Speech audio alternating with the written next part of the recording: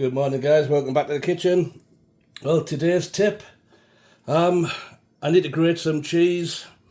So depending on what you're doing it for, obviously the box graters I find are the best, but I'm using it on the larger setting here. And use a good quality cheese, and you want a good an aged cheese for my. I'm making some biscuits, so we'll go there. I'm using Armstrong on this occasion, so that'll do for what I'm using now. This is a good quality cheese over here in Canada. Use a good cheese from your own area if you're not in Canada. So if you're going to grate cheese, now it always sticks, so give it a quick squirt with some either silicone spray or a little bit on the inside as well, or a canola spray, something along them lines. That should do nicely. And then as we go in to do our grating, it keeps this a little bit cleaner. Another little tip to add to that one: keep your cheese in the fridge or put it in the freezer for maybe 20 minutes so it goes nice and hard. If it does start to gum up again now, I mean, this should just wipe off nice and easy there, but if it does start to gum up, you can wipe it off with a tissue, kitchen paper, and then go ahead, give it another quick spray. But that comes out nice and easy when you do that. So give me a thumbs up, let me know what you think of that idea. If you've got any other ideas of your own, let me know. Thanks, guys. So to begin with my cheesy biscuits, Red Lobster style, but these are my version of this. So I'll start with my dry ingredients first. I have 2 cups of all-purpose flour, 1 tablespoon of baking powder, 1 teaspoon of salt, 1 tablespoon of sugar. That is optional, you don't need to put the sugar in if you don't want to. Half a teaspoon of garlic powder, half a teaspoon of onion powder. That'll do for now. That's our dry ingredient, and I'll go on to our next in a minute when this is mixed. So next for our wet ingredients, I've just got some room temperature milk, 2 eggs here. Now the proper measurement for this, I'm doubling up here, so the proper measurement should be 1 egg, 2/3 of a cup of milk, and 1/3 of a cup of butter. Now I combine all of this together. And to be honest, I used to always cube my butter, but now I let it melt a little bit. So once we get that in there, I now melt my butter into, put it straight in with my eggs and milk mixture.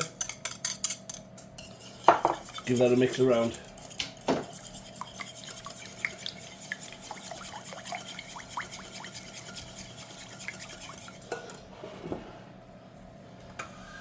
Almost time to go to the mixer. Just so it's easy to mix, I'm going to mix my cheese in with my flour right now. I added a little bit of mozzarella what I had left in the fridge just to get rid of it, but I want a good couple of cups. I'm overfilling here because of all the air pockets. Just turn her on to slow. We'll throw that in and do the same again. So that should be ample. Just have a look at your mix, how it's looking as it goes. So that should kind of all come together, or rather not come together, it should separate slightly. So you have all your dry ingredients with these bits of cheese inside of. Are we getting a good view on that one? I can move forward slightly. So what we're actually looking for is a nice mix.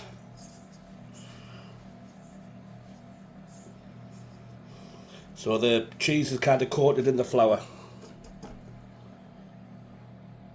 So we're getting somewhere close. I just want to give it a bit more.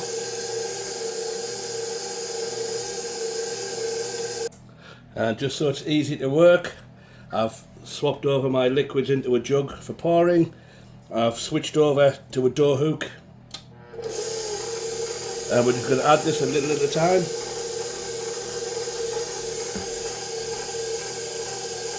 And you'll see it start coming together. We don't want to overwork this.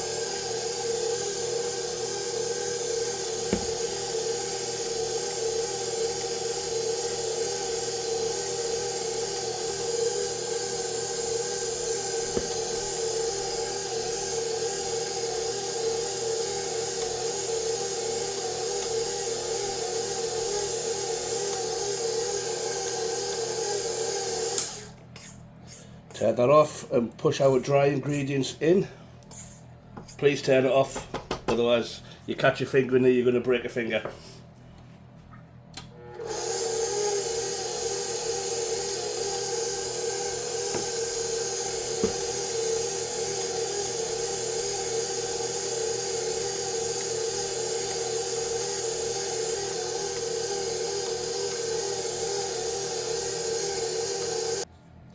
So we'll drop it out, we'll take our door hook out now, and we'll just have a check, make sure that we're all combined.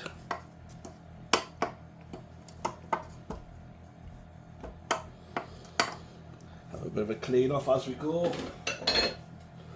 Now if we have it's a bit awkward with this being here, but lift it over, have a check underneath. As I said, we don't want to mix too much, but we do need to combine all of these bits. So we'll just kind of squidge them in. It's almost a little bit like making bread now, we're just kind of kneading them last little bits. So we're looking pretty good there now, it's a nice sticky dough. Over to the oven and the baking sheet. So as you see me do before, I love to use an ice cream scoop. I use this for measuring out cookies, scones. I use it for measuring out for muffins into the muffin cases. I use it for making meatballs of different sizes. I've got various sizes of these, so these are a great kitchen hack to have. But basically we just want a good scoop. Drop that straight in. Now depending on your size, you can double this up if you want. But this is a nice measurement right now. They will flatten out slightly, so give them a little bit of space in between. That's got a little bit too much on that one actually. I'll take that off. Make it into that ball again. If there's any raggy ends, kind of tuck them in. Otherwise they tend to burn a little bit. But you can, as I say, squash them down. But I like that rough texture. But just try and keep them all even.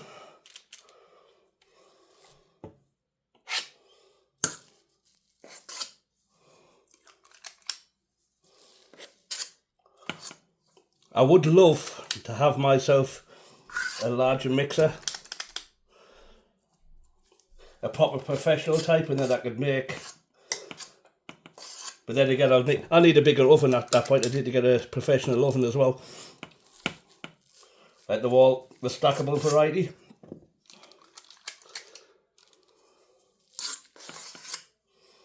Maybe one day. But then again, I'm getting a little bit old now, so do I really want to go to too much trouble? But I do love to cook, and I really can recommend cooking as a hobby.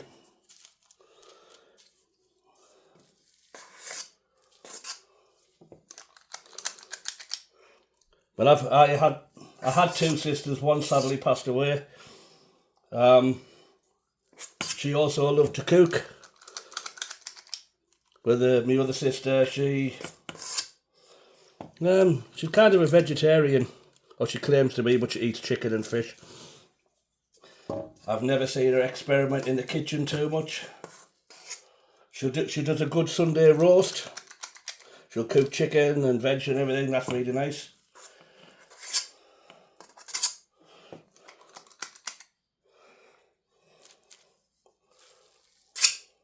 But each to their own. The world would be a boring place if we all done the same thing.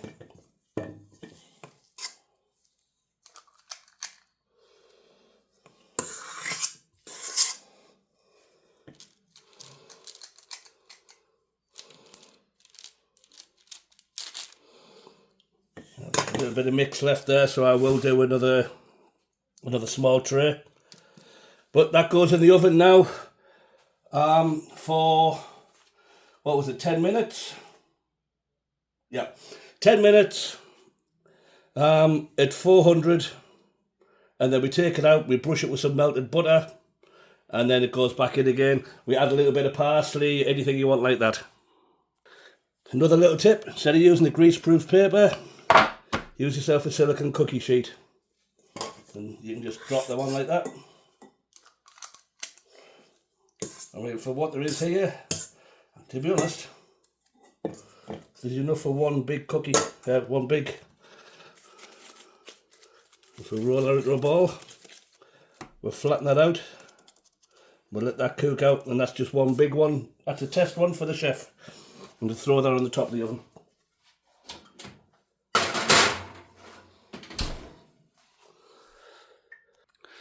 Right, for our coating that goes on the top, we want a half teaspoon garlic powder,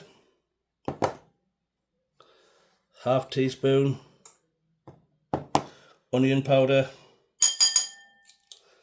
and we want a good teaspoon of parsley flakes.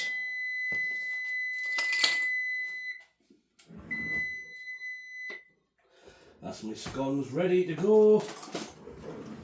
And we just need to combine this.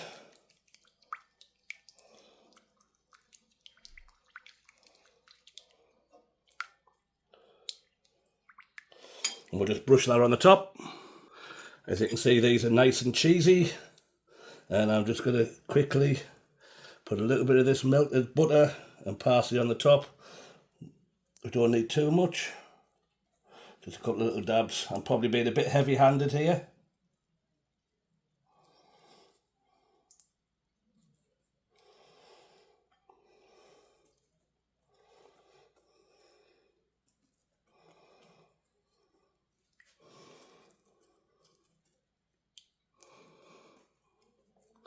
Looking beautiful.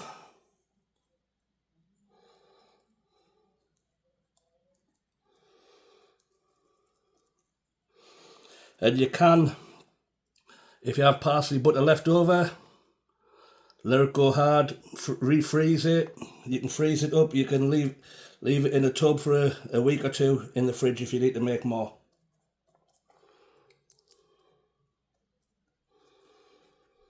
That's looking fantastic.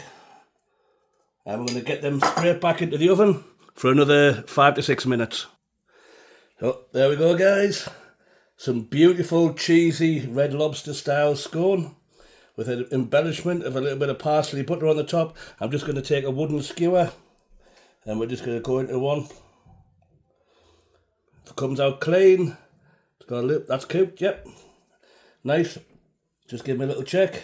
Just make sure. So they all look nice and bouncy. Beautiful, beautiful cheesy biscuits. So, smash that like button, guys. Give me that big thumbs up. Let me know what you think, because I've done these before for you and I keep altering them slightly and they're getting better every single time. So I've almost thought about putting something like a ham. If I can make a cheese and ham biscuit. Who knows? We'll see what happens next time. Thanks for watching, guys. Love you all. Please remember, smash that button. Leave me a comment. Let me know what you think. If you've got any ideas. Love you all. Mike out.